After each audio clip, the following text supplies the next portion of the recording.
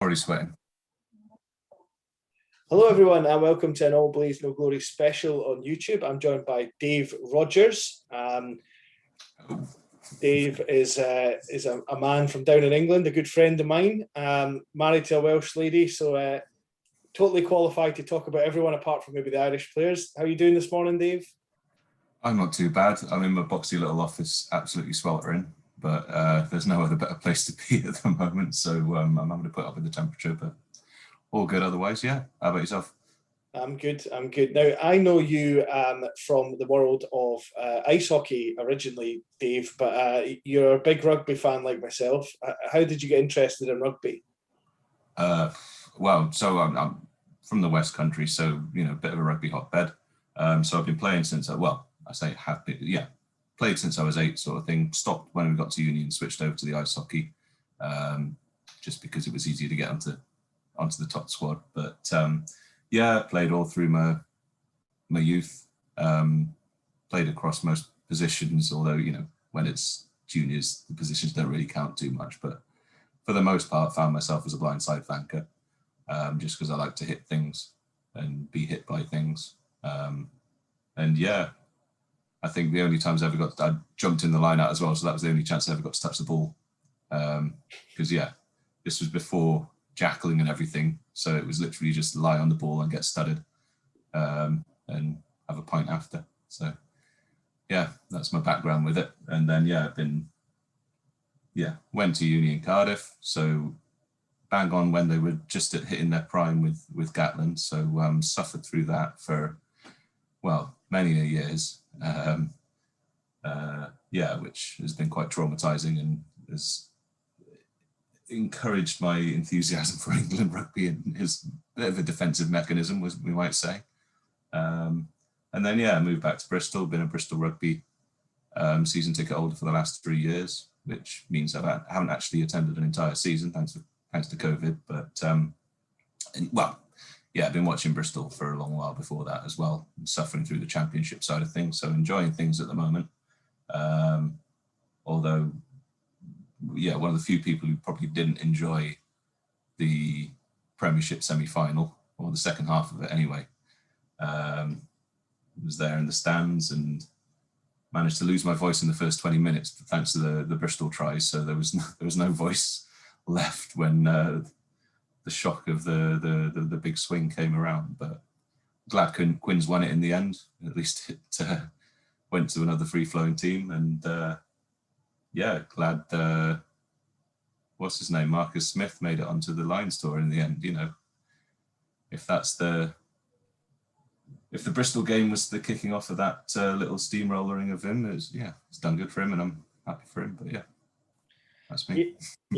He impressed me quite a lot yesterday. First time I've really watched him in a full game, because I don't watch a lot of the Premiership games. Catch what I can, but I won't see them all the time. And I hadn't really caught. I mean, you don't really see much when he's playing against USA and Canada, and they're just hammering them anyway. You don't pick up on a lot of what he's doing. However, I was impressed with him because even when the Lions were sort of, under the cosh early in the game yesterday, and I know they ultimately won by 46 points, but at the start of the game, it was pretty cautious. He made his tackles and he marshalled things quite well. He cleared ball quite well. So I think he's an exciting prospect. It's a shame from my perspective that he's elected to play for England and not Manila or wherever it was he was born. But he looks like a great prospect, and I would think you wouldn't get very good odds on him being in the Lions squad in 2025 outright. I don't think he would be a call up then. I think he'll be straight into the squad. I think he'll be growing into, hopefully now that he's actually finally got an England cap, you'll be seeing him in the Six Nations next year and enjoying him more then. At least you can cheer him on for a little bit before you need to start booing him. But watching him in the Prem, when he's playing your team, he's always a threat. And he looked comfortable yesterday. just as comfortable as he is when he's in the Prem. He's always capable of doing something. So, yeah. Be good. I actually, just before we get on to talking about the actual test squads and things like that, which is why we're here today, I would say that yesterday, having watched him for the first time, I kind of understand now why he was called up specifically when Finn Russell picked up an injury, because he's very similar to Finn Russell. I get the impression that rugby pundits will sort of ruin him at one point, like they do with Finn Russell, and call him a maverick, and because he smiles when he's playing, says he doesn't care, and all the same sort of tropes you get about Finn Russell. But yesterday, I was watching the match. I tweeted out as soon as it happened, the crossfield kick pass that he did to Duhan van der Merwe proved that he's just as batshit as Finn Russell, and it made me smile because I thought this kid, I'd love to see him in the test. I'm not sure we will, but I think it's sort of almost Gatland's way of leaving a legacy for the next tour as well, in much the way when he picked Hogg when he was 19 and a bit of a moron back in the day. He's picked up this young kid who's definitely one for the future, I would say, for the Lions. So moving on, Dave, just one last little point we'll touch on before we go into the actual squads. As a Bristol fan, how shocked were you when Kyle Sinclair was left out of the original squad? I was surprised. Yeah, I was really disappointed for him, and I don't know if you saw that interview he had after I can't remember what game it was now, but it was just after the selections come out. But yeah, I was kind of gutted for him. So yeah, I was quite surprised, to be honest. Yeah, pleased he's in the squad, and unfortunately it comes through an injury, for another player that was selected ahead of him. But yeah, I mean, he's been great at Bristol. We've got John Afoa there as well, who's fantastic as well. And they're very much like for like in how they play. Good scrummagers, but also really good at being kind of the pivot off an attacking play. Good hands and that sort of thing. So I don't know if Carl's really had as much game time as at Bristol as what I expected him to have, really, because he's been balanced off with the foe, and so I don't know if I've seen everything from him yet, but when I have seen him play, he's been fantastic. So yeah, I was a little bit surprised that he'd been kept out. Probably, so he got that red for some chat back to the referee just before Six Nations, and I think that probably stung him quite a bit on that. Even if just because it meant he wasn't there in the first few games for Six Nations and couldn't set his mark out. But yeah, that was a pity. But no, yeah, glad he's there. And yeah, I'm hoping he'll get on. I've got him on, well, little spoiler, but yeah, I've got him on the bench for my team selection for the first test. So yeah, that might be a Bristol bias, but yeah.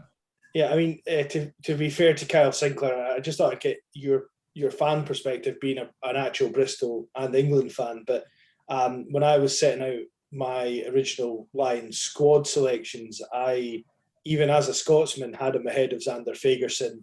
I had Porter in the squad with Furlong, but I had Sinclair as the to make up the three, and I was rather shocked. I do think, I have to say, I know he got a little bit of criticism for his interview from some sectors, but I do think his interview was very mature, and it showed a guy who's passionate about what he wanted to do and play for the Lions. I think the criticism was absolute nonsense. Yeah, he was just speaking frankly. If you don't get picked for the Lions and you want to be going, you're going to be gutted and you're going to be a bit frustrated and angry, because you'll have put in everything you wanted for it. So yeah, I don't think there was any sort of entitlement in that interview or anything like that. It was just passion, which is what you want. Yeah, I totally agree with that. I mean, from what I got, that he was angry, but he didn't say he was angry at Warren Gatland or angry at Andrew Porter or Tad Furlong for being selected, or Xander Fagerson for that matter. He just said, "I'm angry," which to me might have been anger at himself for getting a stupid red card and kind of putting himself in a bit of a predicament. The one good thing, I suppose, from the red card, from his point of view, was he wasn't there when England were a little bit embarrassed by Scotland at the start of the Six Nations. Don't remember that. Don't remember that. Anyway, squad selection. I put a squad out yesterday. This is my squad. I'm not trying to be Warren Gatland because I don't think there's any point to try and go inside the mind of the man, because he has actually considerably surprised me. I think I never thought we'd get 8 Scots in the squad. I never thought the likes of Fagerson or even Sutherland, who have both been excellent, would be on his radar. But let's see how our squads stack up. I'm going to share my screen because I've got the relevant post there. Desktop, I think it is. Dave scratching his head because he's normally the guy who has to deal with all my technical issues. Can you see my screen now? Yeah, I must say, the one nice thing from lockdown is that you really come into your own with your technical abilities, and yeah. So if we start with we'll start with the 15 and see how this stacks up to yours, Dave. So I've started Rory Sutherland at Loosehead. I'm not sure, is that similar to what you've got? I've gone for the same. Although, to be honest, I think he's been picked a fair whack. He's been solid, but I'm not a front row expert, so yeah, I'm quite happy to defer to you on that sort of selection. But yeah, I've gone for the same, to be honest. Yeah. Yeah, I mean, I think he had probably his worst game yesterday at the tour.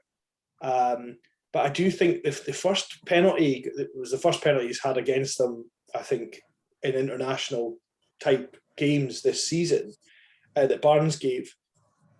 You could see the tight head boring in from my perspective, and Barnes just got it wrong. But I do think he's probably the most solid scrummager. And then between him, Wyn Jones, and Mako, I would say that he's sort of the hybrid of the one who can play in the loose but is more solid set piece time. That was my starting Loosehead there. So is that who you've got your 23 to start? Yeah, I've gone for the same sort of, yeah. Probably not as an informed reasoning, but yeah, I've gone for him as well. Yeah. And then I've got Jamie George. Now, to be honest with you, Luke Cowan-Dickie, I think, is probably a better player overall. But I think George is more solid to start a game, with Cowan-Dickie being the more brutal guy to come off the bench. But I don't know if you've got it the same way around, or if you've even got Ken Owens in there. No. So I've flipped it. So I've gone Cowan-Dickie to start, and that might be recency bias off his performance the other day. Because what was it, 3-4 turnovers sort of thing in the breakdown sort of thing. I was quite impressed by. And yeah, I've put Jamie George on the bench. Maybe just because I saw your pick and thought, I'll switch that around. Because I think it's close between the two, and maybe you could argue that you want that solid grunt throughout the whole match. So maybe George coming on as a better, as a sub will keep that consistency up. But yeah, I think you're right. You could go either way with those two. But I do think it will be those two. Yeah. Yeah, I mean, I think with George and Cowan-Dickie, I wouldn't have had either of them starting if you'd asked me this question right at the start of before any ball was kicked for the Lions. I would have had Ken Owens all day, but I think both of them have managed to push themselves ahead of Ken Owens. As great as he is, I think they're the front runners. And again, as an Englishman, you must feel pretty happy that you've got those two as your hookers for match day. Yeah, definitely. Moving into tight head, I think, to me, as much as we've just talked about Kyle Sinclair, I think the only position I would say that is absolutely 100% going to be selected is Tag Furlong. For no other reason, and he's just frankly awesome. I mean, you see him running, his scrummaging is awesome, he tackles well, and he's got a pretty cool name as well. So I don't know if you'd argue with Tag Furlong being the starter. No, I don't think no, so. completely agree with you. Completely agree with you. Yeah, I think, yeah, especially because Sinclair didn't make the initial selection, so there's obviously people that Gatland have got in front of him, and I think Furlong's one of them. Yeah. Now the second row, I've went a bit kind of left field here, but I think Adam Beard has shown a lot of people who maybe were surprised that Ryan or Johnny Gray were called up, that he more than merits his place, and why he's kind of been brought in is to be a disruptor and a bit of a menace, which is sort of what Alan Wynne-Jones normally does. Except I think he's got a bit more about him in the loose than Alan Wynne-Jones does. And actually, his long pass for one of the tries yesterday was probably better than some of our centres have produced in this tour. But Maro Toji, I think, is he's always a solid contender, and you need him. But Adam Beard is the other one I went for. What's your second row, Dave? Well, so I do think that Gatland will gamble and get Alan Wynne-Jones back in the starting squad ASAP. Really, I think if he's your tour captain, you want him there, setting down the marker right at the beginning, and he seemed fit to go from yesterday, and I'm assuming that run on with is a signal that he'll be back in the squad. So I'm assuming that that Alan Wynne-Jones will be back there with a Toji paired with him, same as the last tour, really, wasn't it? They went well together then. I think they played well together. And so, that's what I've gone for there. Yeah, I mean, I was thinking about Alan Wynne-Jones possibly not being quite up to fitness to start, but then I guess if you're not sure about that, maybe starting him is a good idea, because then if he's struggling, you can take him off early. Whereas if you bring him on with 20 minutes to go and he struggles in 10, you can't really sub him off again. That's the thing. I mean, if you get an early injury and he's your cover on second row, he's playing a lot longer than potentially what you might want to do. Yeah. I think that's part and parcel why I think they'll need to pull the trigger early on getting Wynne-Jones back into the test matches, basically. Yeah. How mental do you think it is actually putting Adam Beard into the test squad, given that he was a replacement? I mean, he was a replacement, but a like for like almost, didn't he? So I think that can make sense. If you've lost Alan Wynne-Jones and you want a player like that, drop Beard in, really, isn't it? Yeah. I think it's a bit of a wild card, but hey. And then back row, this will be more your forte, I guess. Tag Burn, I've went with Faletau, although I'm still not convinced by his performances, and probably Scottish bias, but I went for Hamish Watson at 7. The pundits on Sky Sports yesterday basically said that they reckoned that the starting back row would be 3 out of those 3 that are there in Tom Curry, and the other one would be on the bench. I don't know if you have anything different on the back row. So you put Beard in on the second row. I've put Navidi in on the at starting number 6, just because I really like him as a player, and for some reason my wife really likes him as well. so I've always been a fan of Navidi, and I think he's he's a good dynamic player. Not a traditional 6, but I don't think those really exist anymore. So I think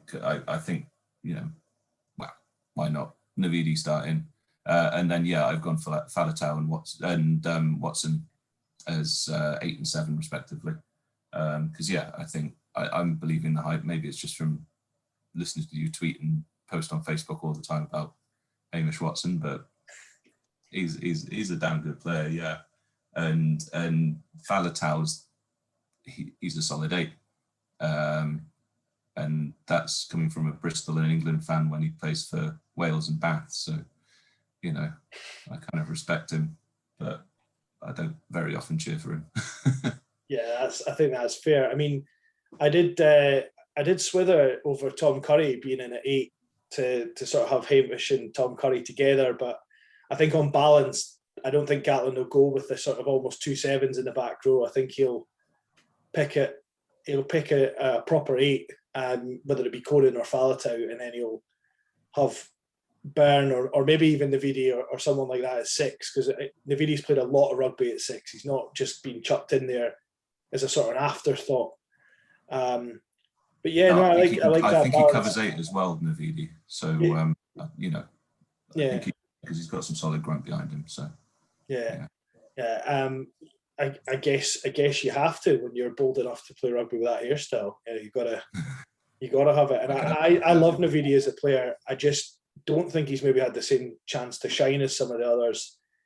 And I find it hard to believe that Tag Byrne is not going to make the test squad, but we'll see, because Gatland knows the players better than we do. I mean, out of the 4 nations, the Irish are the ones I don't see the most of, because obviously, being close to Wales, I don't watch much Pro 14, but when I do, it's usually the Welsh squads or the Scottish ones that I pay a little bit more attention to, just because there's always an air of inevitability around the Irish squads that they'll just dominate. So. Certainly is. I can speak as an Edinburgh fan that there's an air of inevitability about them. Moving into the halfbacks. Scrum half, I've put Ali Price in, and that's not like Scottish bias. I genuinely think he's been the best scrum half on the tour. I have been calling for Ali Price for Edinburgh to be dropped for Scotland to be dropped in favour of Scott Steele or somebody else for a wee while leading up to this tour, but he's really impressed me. I don't think Conor Murray's been at the races, and I frankly don't think that Gareth Davis has really had a chance to show what he can do. So I've opted for Ali Price. I'm not sure what your thoughts are. Again, I've done the same. I thought he had a solid game the other day. I think Conor Murray is probably the other 9 in contention, but I don't think he had the greatest of games against South Africa the other day, and I wonder whether that might have knocked him back in the pecking. So I've gone for Ali Price as well there. I think he's solid service, quick to the rucks, and what you want from a number 9, really. Yeah. And then at 10, I went for Dan Bigger, and being honest, I was close to just going wild card and putting Smith in, and I don't think Farrell's been terrible on this tour at all, but I just feel that Gatland will go for who he trusts the most, and that'll be Bigger at the moment, and I think that Farrell will more than likely, although I've not got him in my bench, but more than likely be somewhere in the test squad. But whether he starts at 12 and Henshaw moves out one, or he goes on the bench as the extra standoff, I think he'll be in the squad. But I went for Bigger to start.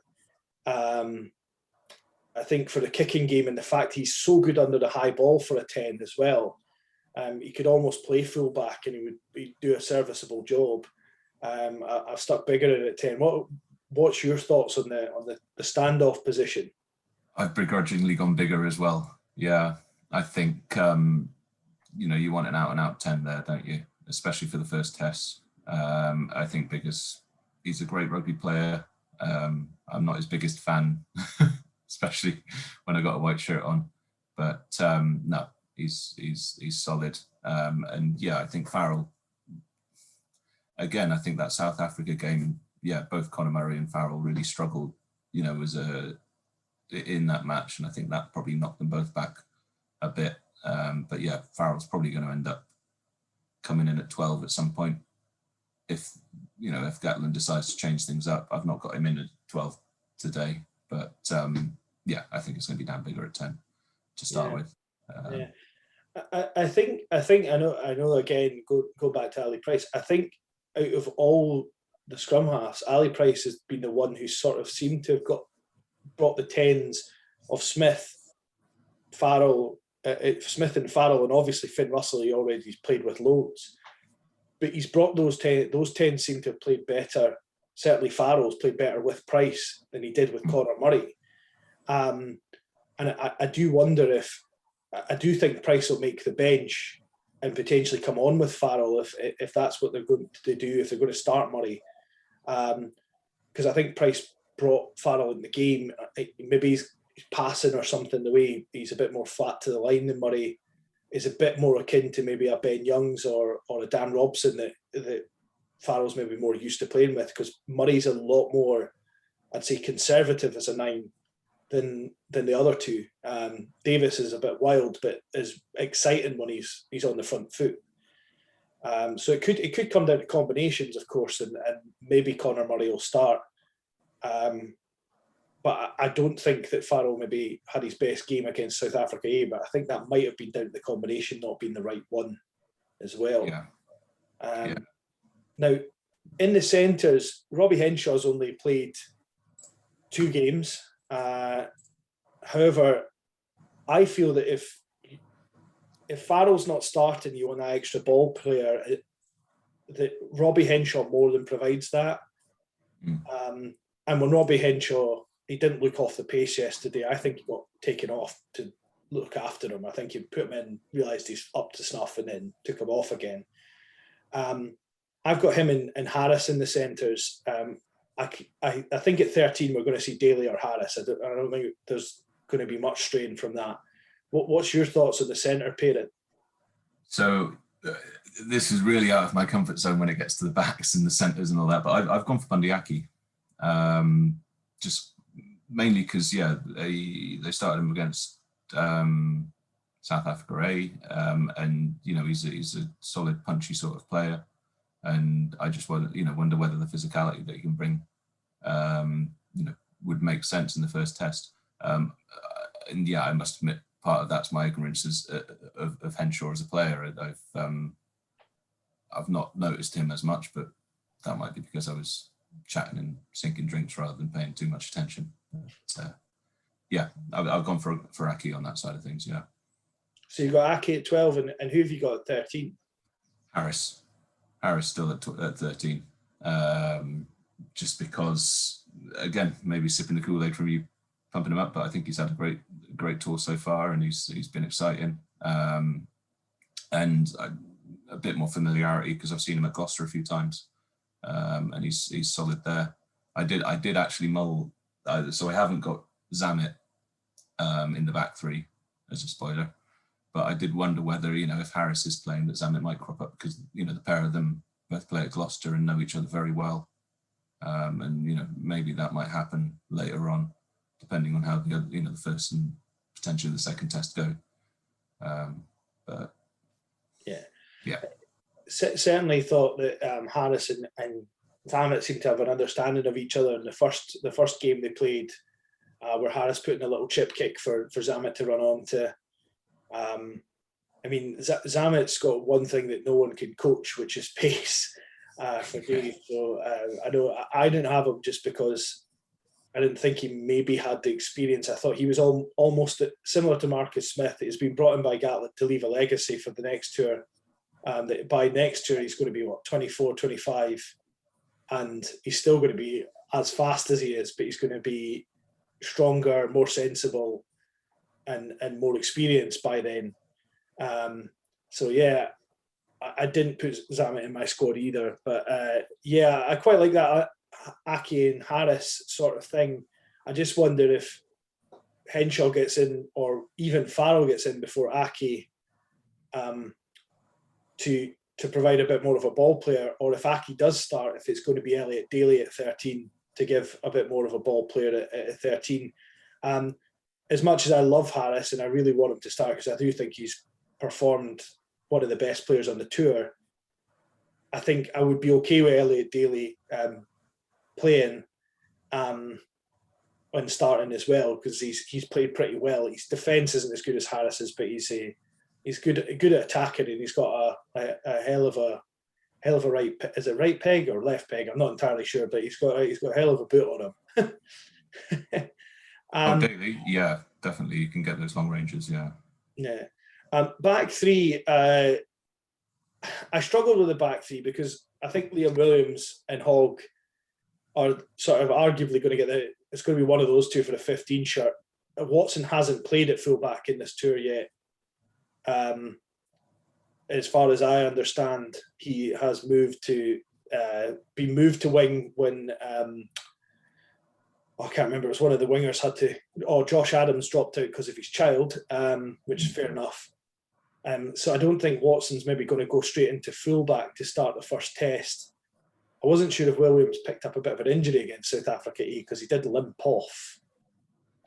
However, I think on balance, I think if you got Watson or Williams on the wing, Hogg should start at fullback. It depends if he's going to go for a Duhan van der Merwe or a Rhys Zammit. Then he maybe doesn't feel comfortable not having Williams, who's better in the air than Hogg. But anyway, my back three is Adams, Hogg, and Watson. I don't know if you've got a similar back three. So I've got Adams and Watson. Adams, I think, goes straight back in now that he's wetted the baby's head and everything, and he's ready to go again. And yeah, I've gone for Watson on the other wing, just because I think I've always seen him more of as a wing than a fullback. I don't know if there's been that might be just me and my ignorance not paying attention enough, but I've always, again, he's another Bath guy that's been always stuck on the wing and a big threat. And then I've gone Williams at 15 on the assumption that he's fit. Because like you say, he was off early for that South Africa A game, took a big knock. But I think he's been the solid, not to discredit Hogg, I think, but Williams, I think, has been a solid start of 15 for us, over the last couple of weeks. But yeah, I think you're right. Hogg could drop in there quite happily as well. But the problem is both Williams and Hogg have both been missing. Williams, missed a lot. Didn't really get much game time, and Hogg's been out with that contact case, hasn't he? So it's a little bit up in the air there, I think. But yeah, I think you could go quite happy with either of them. I'd be more than happy with either of them, providing they're both fit. I hope they are. But, yeah. I mean, I think I would understand it if Williams gets in ahead of Hogg. Gatland is ruthless as a coach, and is not going to sort of be bothered by potentially having by upsetting Hogg, who unfortunately had that freak accident when he was in line to be the starter in the last tour. I think he's going to care about winning more than anything. So I could see where Williams comes in. I did swither about having Williams on the wing with Hogg at fullback over Watson. But Watson just edged it for me because against South Africa A, he seemed to be the one who was getting the most go forward for the out the back three. So that's why he edged it for me. Yeah, I mean, Williams could slot in the. Well, I mean, he's another one who, from my mind, is more predominantly a winger, but he certainly seems to have been doing great at 15, and maybe it's more of it gives you an option. He can slide across to wing once Hogg comes off the bench, if we have him on the bench or something. But yeah, I think it's And then going through the bench, we talked about how you flipped George and Cowan Dickey. I can see the pundits were a lot of them were in favour of Cowan Dickey and having that more sort of animalistic type player starting as opposed to being a finisher, as Eddie Jones would say. I've got Wyn Jones, but I think I have said this to people that perhaps if Sutherland or Wyn Jones don't start, they don't make the bench on the basis that Mako brings that sort of ball carrying, ball playing sort of threat in against South Africa. I don't know about you. What have you got for your loose head on the bench? I've gone Wyn Jones as well. I think he's solid, and I get where you're coming from with Vunipola. I just don't. I think he's not. He didn't have a great Six Nations, I don't think, and I think playing down. I've given Itoje a pass because I think Itoje is fantastic.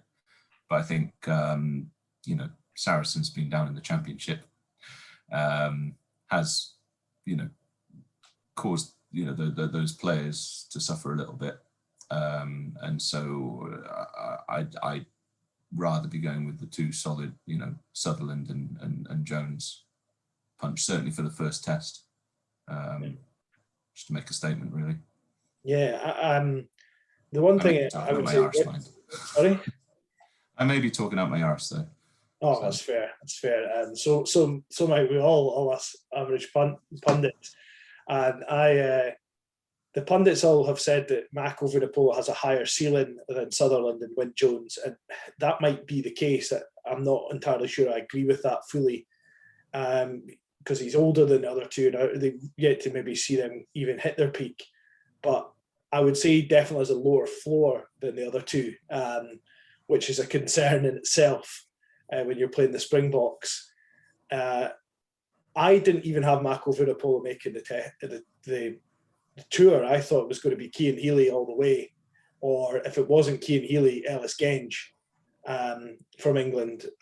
So I was greatly surprised that Vunipola was drafted in essentially ahead of those two. I'd heard someone else the other day saying that Joe Marler should have been there ahead of them all, but I'm not sure I agree with that. He recently won a premiership. Yeah, well, he has. Yeah. So yeah, I we're hitting Wyn Jones. I think we both agree on Sinclair. I think you've already kind of hinted at that. Ferguson, I will hold my hand up. That might be Bristol bias, but yeah, I see him. Yeah, I think Sinclair's been fantastic this tour.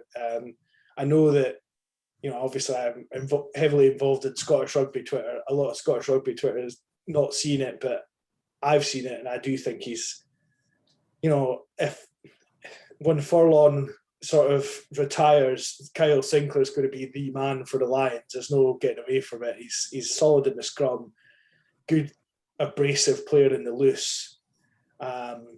So the Bristol Twitter page chucked out a stat. Might have been before the last game, although he didn't play anyway. But I think Sinclair's the top tackler.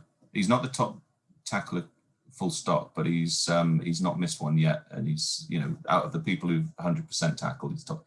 It's like 24 in the tour so far, or something like that. So he's certainly taking that snub personally and putting it to good effect, I think. Yeah, he certainly has, and I think he may. I'm not entirely sure if Top of the Moon are listening to this, they can tell me, but I think he may have now been overtaken by Watson, who had 15 tackles yesterday. But still, 24 tackles from your tight head. That wouldn't surprise me with Watson, though. Yeah, that's a good work rate, and and he's also put his hand up to carry the ball and all sorts. And what I do like about Sinclair is he's the shape of a tight head prop as well. No neck, to speak of. You know what you're getting, yeah.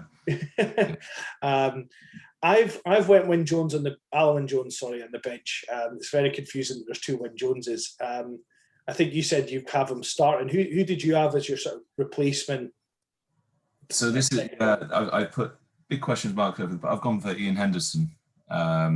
Just through looking back at who's been starting and that sort of thing, because I don't know if I paid enough attention to the locks, but I've just gone Henderson just over what selections have kind of been coming through from the build-up games and taking that as a gut sort of guess, really.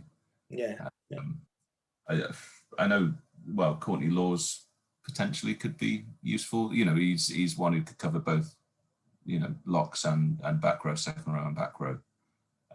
So he might be there as an option, but maybe that's only if you go for I've gone for a 6-2, I think, in the end. So I want, maybe if it was a 5-3, then you could see Laws covering a bit of both, but Henderson for me. But again, I think Henderson's spent some time playing six, maybe more so for Ulster than, which is something you would know because you don't watch the Pro 14 when it's Irish teams. Maybe more so for Ulster than he has for Ireland. So he potentially could sneak in ahead of Laws. In that case, then that's a fair shout. Yeah. I mean, I went with Wyn Jones purely on the basis I've got Adam Beard starting, and I don't think Wyn Jones is going to be out of the Test squad looking in. So I think he'll certainly make at least the bench. I've went a 6-2 split, and I put Laws in as my number 20 shirt as a sort of second row / back row hybrid, as you will, almost a sort of bridge between that and the back row sub. If you've went 6-2, you said, if you've got two out and out back rows there. Yeah, so I've gone Curry and Simmons, which might be a bit of English bias there, but I'd love to see both of those, making the Test. I think they're both great players, and again, as a Bristol fan, not a fan of Curry's when they're playing for Sale, and not a fan of Simmons when he's playing for Exeter, but they're great players. So that's what I've gone for with my two out and out back rowers there. Curry, I've definitely got in the Test squad, and I would be greatly surprised if Curry isn't either starting or on the bench, given that he can play. He's played 8 for England if you really need him to, and he's played 6 for England alongside Underhill, who is, in my opinion, one of the most unfortunate people to miss out on the tour given his injury. So I've got Curry as my second, but Simmons, I feel, has not maybe had the same chance to shine, but he showed what he can do in the game yesterday against the Stormers when he was running support lines and getting involved when he came off the bench. So I wouldn't be disappointed if Simmons made the team somewhere. But I didn't quite think he's done enough to maybe merit getting into the Test squad straight away. I think that's a fair shout. Yeah. From my understanding as well, is Simmons kind of plays best when he's got a 6 and a 7 who do more of the traditional back row work. And so maybe that puts him out of it a little bit as well. But he's bloody rapid, I'll tell you that. Yeah, no, he actually, to be honest, in a 6-2 split might not be a bad shout, because I suppose if a back did go down, Simmons with his pace, because he's very pacey for a back row forward, he could come in and maybe plug a gap if we do have some kind of catastrophe. If you go 6-2, a lot of people saying 6-2 is too big a risk. I think against South Africa in the first Test, I think that's where you have to take your risk, see if that pays off, because once you go 1-0 up or 1-0 down, that's where the pressure really hits. I think it's 0-0 and you make a mistake and maybe lose the first game, you then, that's when you maybe go back to tried and tested to try and bring it back. But anyway, back subs, I've got Conor Murray. I think Conor Murray is there for his experience over Gareth Davis. I don't think Gareth Davis has had as fair a shot at it as he'd maybe like. He was out with the close contacts for one of the games and then came back in. And as I say, Ali Price took that chance with both hands and played fantastically in that game. So, yeah, I think Conor Murray he'll be in and around the Test squad. I think he might even start over Price just on the basis of experience. Don't know who did you have as your back subs? Looking at your screen there, I've gone for the same there with you for Conor Murray. I think he's covering Alan Wynne-Jones as the tour captain, so there's Gatland obviously sees some importance in his experience and that sort of thing. So I said I feel like he kind of got knocked out of the squad maybe through the South Africa A game, but I think he's still going to be there. And then skipping ahead as well as I've got Elliot Daly as 23, just to kind of cover that space, because if you go 6-2, you want someone who can kind of come across multiple positions. I think there can be, going back to me having Liam Williams as 15, I think there's plenty of jiggery pokery you can do on that back line to cover whichever spot you need to if it's, a reactionary sort of sub. Yeah. That was one of the reasons, the way I've with the 6-2 split and the way I've lined up the backs without, I had Hogg ahead of Williams as well, was that Hogg has played, I know he's not, he played against Italy when they were atrocious, but he has played at 10 again in international rugby. He's played at 10 for the Lions before. In fact, it was the first place I ever saw him play 10.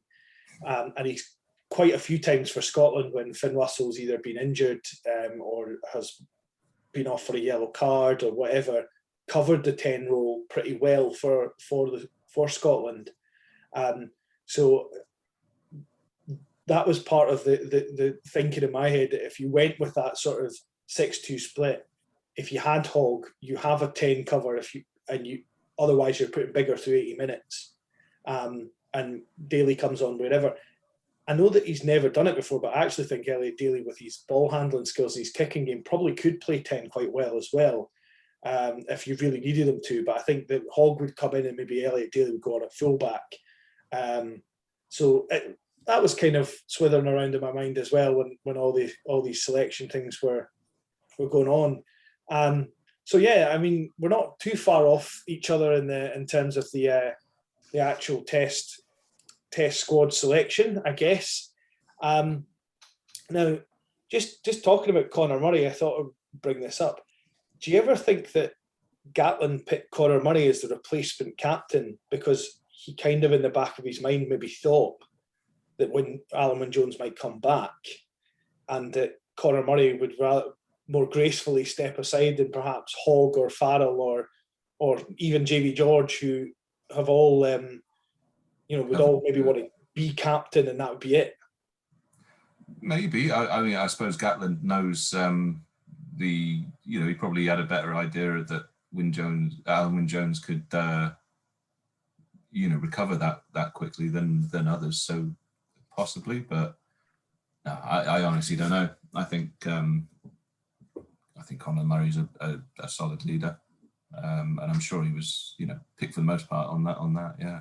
Yeah, I found in the South Africa A game, and not to, I've criticised Murray's play in that game. I don't think he was good at all, but I think in the South Africa A game, Farrell actually became more of a captain and was the one speaking to the referee more than Murray. And I was actually kind of shocked that when he did name Murray, that he didn't have maybe a Farrell or a Hogg or even Ian Henderson or someone like that.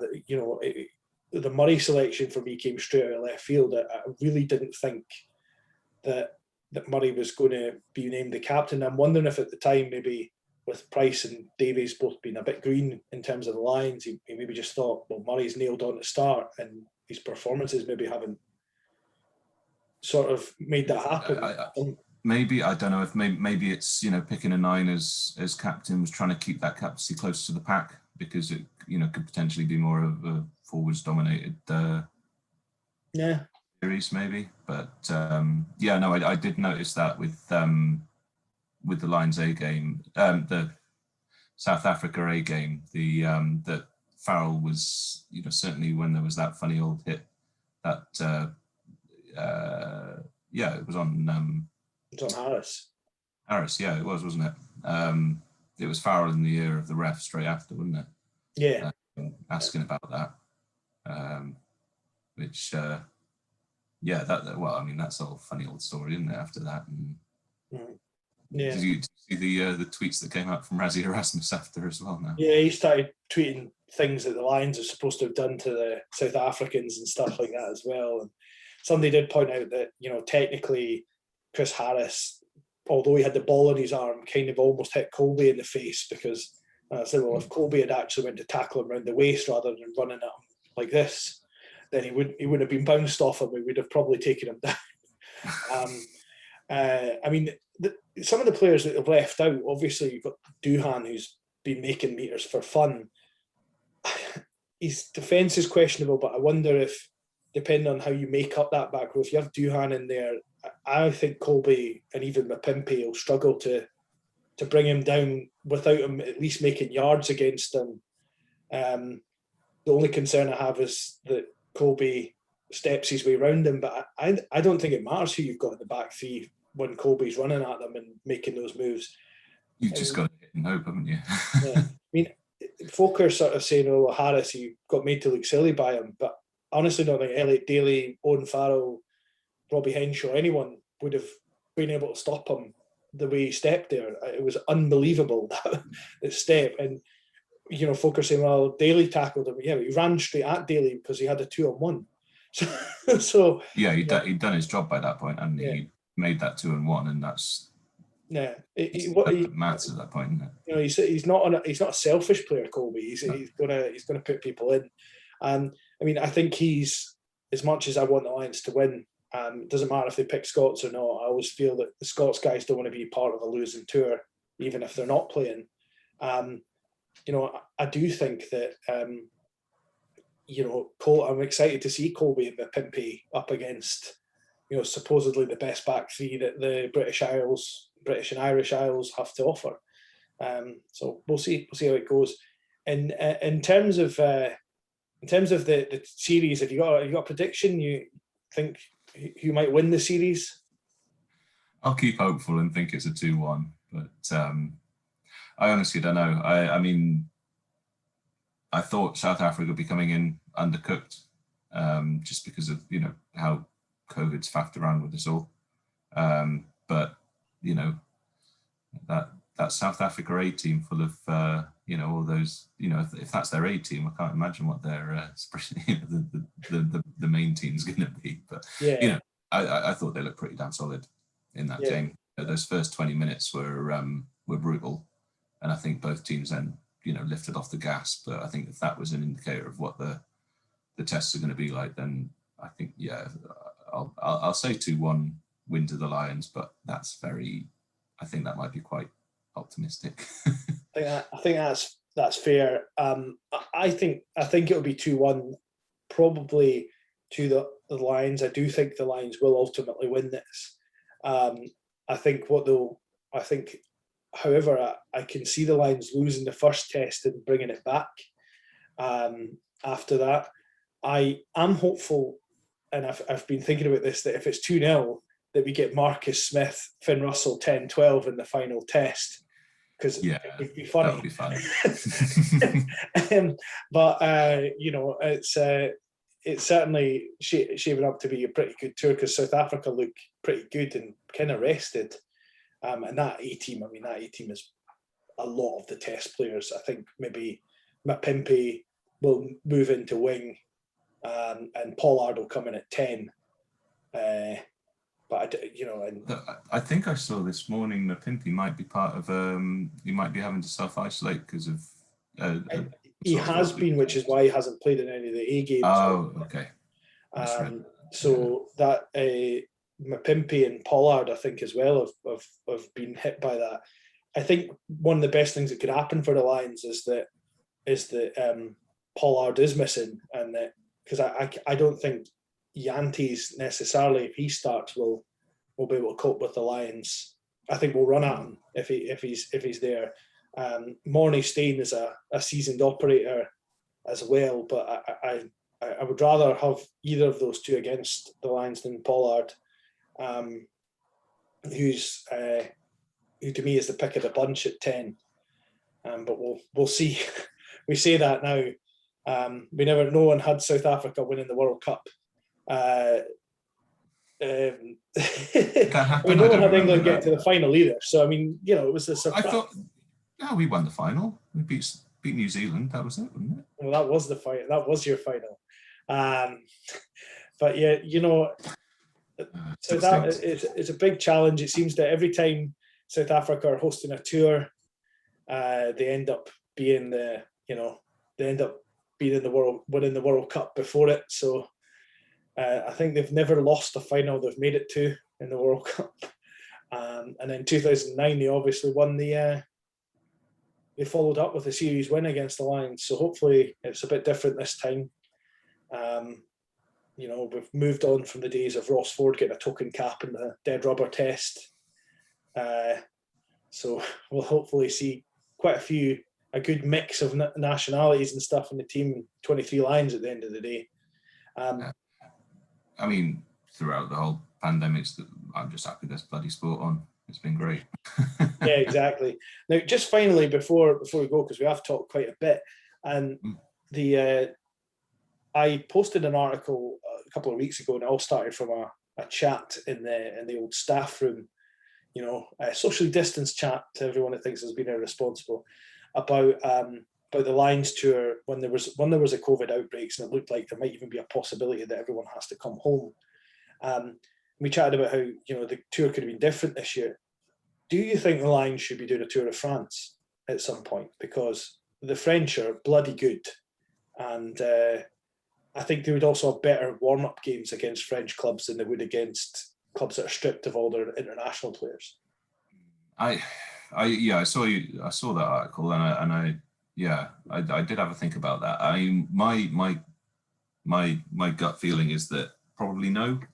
I feel like it might diminish from the Six Nations. I think because you see France against these teams, our own nations in the Six Nations. I feel like the Lions, the key part of that is testing those international players against non-Six Nations teams, be it traditionally New Zealand, South Africa, Australia, but I prefer to go on a tour to maybe Argentina or something like that, or Japan, but maybe that's more from the idea of the actual fans going on the tour and seeing a place, because and I feel like that is an important element of the Lions is that the touring side of things, and I think they've done a great job of getting something going whilst COVID's on. And I appreciate arguments in both directions as to whether it should or shouldn't have gone ahead and that sort of thing. And it is a pity that fans, can't get out there. But I think like we had that Japan game up in Murrayfield just now, I think testing that squad against the French team would be great. But I don't know if an entire tour would be warranted. Although I really do enjoy going to France, so I wouldn't say no if it happened. Yeah, I mean, I got excited at the prospect of going to watch them play Racing in that fancy big arena. I thought, I think that would be more exciting for me than watching them play France in a way, just because that arena is really cool and the atmosphere. It's bonkers, doesn't it? Yeah. Yeah. Well, yeah. I mean, going back to Bristol Rugby, I'm kind of glad they didn't make it past Bordeaux, because it could have been Racing next, and I'd have loved to have gone to that because I've got a really good friend in Paris who's a Racing fan, and in normal times I would have tried to make it over for that, but didn't make it past Bordeaux, so it didn't happen either which way. Yeah. All right, well, brilliant, Dave. One last question. I did forewarn you about this. You obviously English husband, Welsh wife. What's the house like on match days? Horrendous, absolutely horrendous, especially when Wales have the upper hand.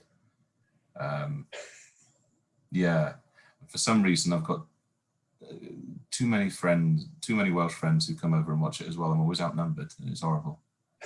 And I mean, you'll know our good friend Phil Eddy. Yeah, he's from Plymouth, but he's decided. So we both went to uni in Cardiff, and I suffered through those Six Nations. He just switched teams. He supports Wales now.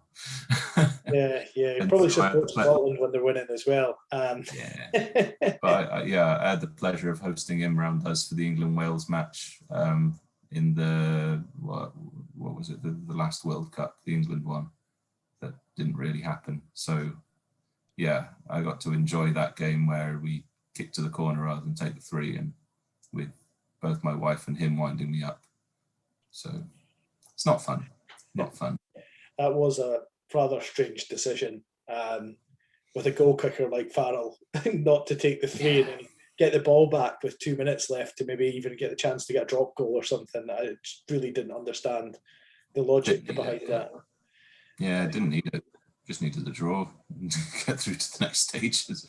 Yeah, I mean, that would have been more than enough as well. That's long in the past, but yeah, I mean, put it to rest. When England are winning, I'm not even allowed to cheer, because then I'm just a mean bastard sort of thing. So Yeah. Fair enough. Fair enough. Well, it's been a pleasure talking to you, Dave, about rugby for a change instead of talking about all the various technical issues I have with ice hockey. I was going to say, when it's ice hockey, we actually have to fix things and solve things. At least this yeah. is just hypothetical and doesn't have to actually go Yeah. anywhere. Yeah, no one's going to hold us accountable if the Lions go down 3-0 in this on the Test series. So yeah, or if the referees don't show up. Yeah, or the referees don't show up, or so there's nobody, there's no TMO to check the goals. I'm shouting for Joe to run up the stairs to sort out the TMO. I'm looking forward to nationals this year. If we get it going, I'm looking forward to being there. Yeah, and we'll be dealing with that as soon enough, I'm sure, to discuss what's happening with the ice hockey season now. Things are opening up, and my other guys have a podcast, a BIHA podcast. Nick and I are trying to get one recorded either tonight or later on in the week, just to chat nonsense. Now that the Mighty Ducks are over, I don't know what we're going to talk about, but there we go. Maybe this upcoming expansion. Seattle Kraken. Yeah, the Kraken. Seattle Kraken. They've got the drafts coming up, isn't it? Yeah, the expansion draft's coming up. So we'll see if they can do what Vegas did and basically hit the ground running. By the league. Yeah. By the league. Anyway, I'm gonna let you go. I realise we've been talking for almost an hour now on this subject. So I'll let you get back to your wife while you're both on talking terms, and we'll catch up again soon. Thanks very much. We were cheering for the same team at the moment, so it's all good. Yeah, cheers, man. Cheers. Take care. Enjoy the games. Thanks.